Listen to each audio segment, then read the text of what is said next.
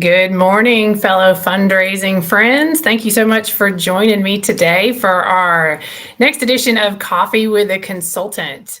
I am excited to jump into today's topic. We're going to talk about 4 easy fixes that could help you better improve your chances of securing a grant proposal or a grant request for your nonprofit organization.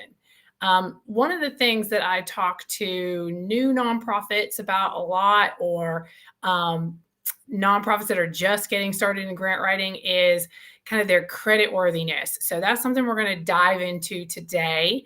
I hope everybody has your coffee or your tea or your morning beverage of choice. I've got my plain old cup of Joe this morning, but I've got one of my favorite new cups. It says chaos coordinator on it. And that is just kind of a perfect summary of my role here lately. Besides managing and directing Just Right Grants, which is a virtual grant writing company for nonprofits across the country, I am a busy mom and I volunteer at our church. And this time of year is just kind of chaos. So it's all about coordinating all of those different pieces of the puzzle of our social life lately, with 3 boys and baseball and doing all kinds of extracurricular stuff. It's a beautiful time of year, but it's also a really, really busy time of year. So I would love to hear from you in the chat, where you're joining us from today. I love to see where everybody is, and what kind of chaos are you coordinating this week? This is a busy time of year for events for nonprofit organizations. It's a busy time of year for grant applications. This is kind of the prime time for grant submissions as we're getting into the end of the fiscal year. So let me know the chaos that you're coordinating, and I'm happy to commiserate with you over our shared brews. So let's dive in. So I mentioned a few minutes ago credit worthiness, and that's kind of, that's a for-profit term, or, not really something we talk about a lot from a nonprofit perspective. But if you've ever bought a house or taken out any sort of credit, you understand the importance of making sure that whoever is evaluating you knows that you're real, knows that you are trustworthy. And so that's something that comes into play with nonprofit grant writing as well.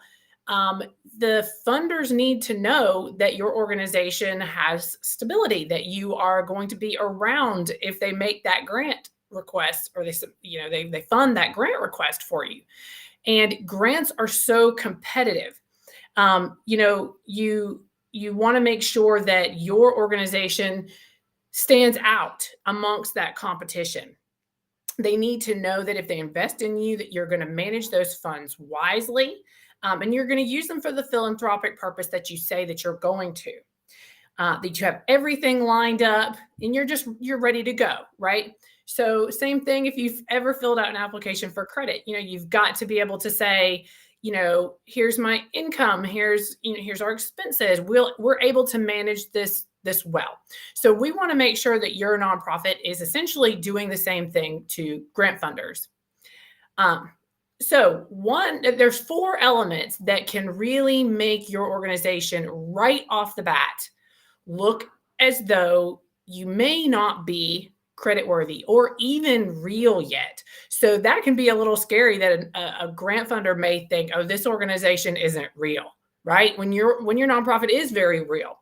So one of the first things that I talk to new nonprofits about is the importance of having a branded email address. So I see a lot of nonprofit executives who have an @Gmail or @Yahoo email address. Yahoo, got beverages on my mind apparently. A Yahoo email address. So when you do that, it tells the world that you aren't as established as other organizations might be, right? So you need to make sure that you show that you've got all your ducks in a row. And having a branded email address is a really quick and inexpensive fix. And so that's a great segue into my next point about not having a website. That's the number 2 easy fix to help your nonprofit be better prepared for grant writing and be more successful as a newer organization. So, not having a website in the 21st century basically tells the world that you don't exist. Think about your own habits online. So, let's say you're going to go out to eat. You want to find a new restaurant and you Google that restaurant and nothing comes up. Are you going to take a chance and go to that restaurant and just, see? Or are you going to continue searching and find one that has an online presence? More than likely, you're going to go to that one that has the online presence, right? Well, the same is true for nonprofit donors. And this is kind of across the board, not kind of, this is definitely across the board. This is grant makers, individual donors, major donors, corporate donors. They, when you think about how you sort of vet an organization that you're going to hire or that you're going to spend money with, you're going to go out online and look at their online presence, and you're going to read reviews, and you're going to want to see pictures. The same is true for nonprofit donors. They want to see that you exist and read about your organization and learn more about it. And not having a website, the number one reason that I hear for not having a website is we can't afford it. There are so many options right now available for websites and domains that are in the $30 a month range. And I'm going to be really blunt here. If you can't afford $30 a month for your nonprofit to have a website yet, then you are not grant ready. Funders need to know that you're able to sustain some of those administrative costs. And you're not, and if you're not, then grants are maybe a year or 2 or 3 out from now. There's other revenue streams that you can pursue, but grant writing, you're just not there yet. But it's critically important that you're able to sustain that. The number 2 reason I hear for not having a website is we don't have time to manage it. So those platforms that allow you to easily use templates and set up your website that are affordable, they have a lot of built-in tools to help save you time. And a website is as much or as little as you want it to be. You can have one page that shares your mission, shares the people involved in your organization, and shares some photos, or you can have dozens of pages based on the time that you have available to manage it. And not just you. Consider, even if you're still all volunteer, consider having some board members help you draft some of that content, or some volunteers or an intern may be able to do it. We're getting into the summer months, maybe easy to find an intern that could take that project on right now. So having a website is important, but it also helps you solve the first problem, which is having a branded email address. So as soon as you get that domain name, that typically comes with some branded email addresses that'll help you solve both of those problems at the same time. So the third easy fix that can help you win more grant requests is your GuideStar and Charity Navigator profile. I often meet new nonprofit organizations that have empty profiles. So if you are a registered 501c3 nonprofit organization in the United States, you automatically have a profile on GuideStar and Charity Navigator.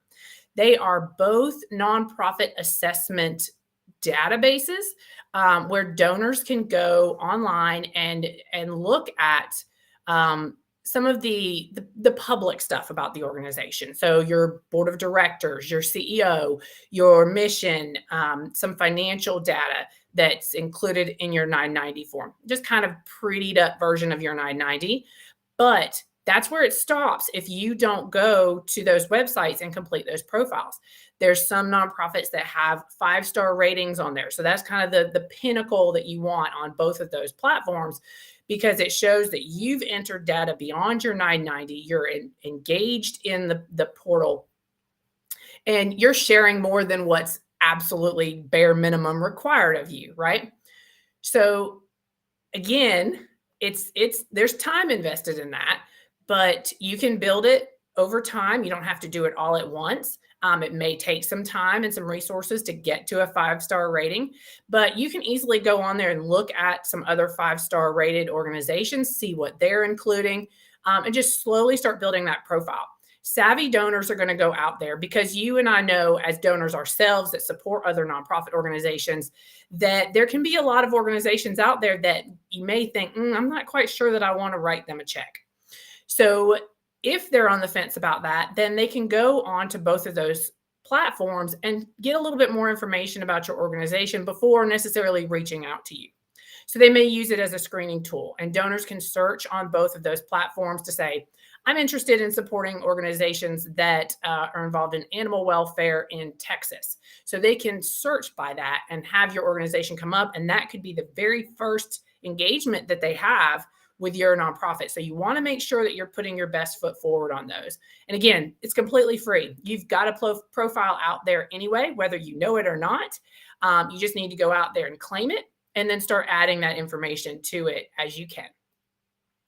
The last easy fix that helps your nonprofit organization appear more creditworthy, like we talked about here at the beginning, is the social media presence. And this ties into the website and the branded email too. Again, thinking about your own online habits, you're going to want to go out there and read reviews and see photographs and see real people, and not necessarily stock photography, but real people that are engaged in your organization, and see your nonprofit making a difference in the world. Donors want to do that too. And so having a social media presence allows you to engage with so many different types of partners. So you could engage with your board through your social media platforms. You can engage with volunteers, potential donors, existing donors, just random strangers who are invested in what you're doing, who may eventually turn into board members or volunteers or donors. You can engage with existing or previous clients. You can share your mission with people that may need your services in the future. So it's really a comprehensive tool of engagement, and it's free, other than your time, of course, which has value. So again, it's something that you don't necessarily have to take on all by yourself, but just share the importance of that with your board and your volunteers, and develop a plan around it. My recommendation is 2 posts a week, just to keep those engagement numbers up. And there's lots of platforms available that help you build that out. So for example, if you follow us on social media at Just Right Grants, we try to post daily. Now, that's not something that I set aside time every day to do, unless there's something relevant that I need to post or share about grant writing or fundraising in general.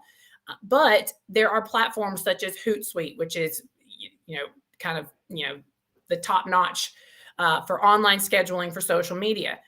Buffer is one that I use as well. It's a little less expensive, and it does the same thing. You load your social media platforms into that system, and then you fill out what you want to post, and it posts it for you at the timing that you want it to post. So in those cases, you can build things out for days or weeks or months or whatever amount of time you have available, just to have that regular engagement. But do stay on top of engaging with people as far as comments go, engaging with other nonprofit pages or for-profit pages, so that you can continue to show up in the streams for those social media platforms, and make sure to respond to people through messages, because that's how, it's called social media for a reason. It's not just pushing content out there, but be prepared to answer questions from folks, so that you can stay really relevant and stay on top of the social aspect of those things, and not kind of get lost in the crowd of people that are just pushing content out there. So those are the 4 things that I recommend nonprofits look at in order to build up that credit worthiness, to prove to a funder that you are a real organization. You've invested the time in setting that up. You care about engaging your various audiences, and you're ready to start receiving grants and building onto your program and your mission. I am happy to answer any questions that you have if you want to use that chat feature. Thank you, Sarah, so much for letting me know you're in Odessa, Texas. That's wonderful. I am just outside of Atlanta. Well, I say just outside, but everybody that's just outside of Atlanta says just outside of Atlanta. But I'm hoping that you are having as beautiful weather there in Texas as we are here in Georgia right now. It's actually spring here, which is rare for us. But thank you all so much for joining me. My contact information is listed right here at melanie@justrightgrants.com. If you have specific questions that you would like me to answer on one of our Coffee with a Consultant live streams, let me know. You can send it to me at the email address there, or we've got a website. On our website, we've got a question feature that you can submit those questions ahead of the live events. But always feel free to put it in the chats. And we have tons of resources available for nonprofit professionals that may be able to manage grant writing on their own, but may just need a little help. When I first started doing grant writing, I'd Google things like, oh, I need a grant calendar template, and there was no such thing. So after 6 years of doing this and developing my own versions of it, I wanted to make those available for other grant writers and other fundraising professionals as well, so you didn't have to reinvent the wheel. So we've got grant calendars templates out there. We've got some sample grant narrative templates that you can use that help you, if you're staring at that blank screen and you don't really know where to start, here's some writing prompts that may help you. And then lots of other resources out there that just, I couldn't ever find on my own. And I thought, well, I need to develop something, and then I need to be that resource for other people as well. So if you get out there and have any questions about it, or if you think of something else that might be helpful, we're probably using it. So let me know and we can add that to our online store. But thank you all so much. I hope you've enjoyed our Coffee with a Consultant today. And again, let me know the chaos you're managing through April right now and the crazy busy fundraising month that it is. And I wish you the best of luck with everything. And I look forward to seeing you again at our next Coffee with a Consultant live stream. Have a great day.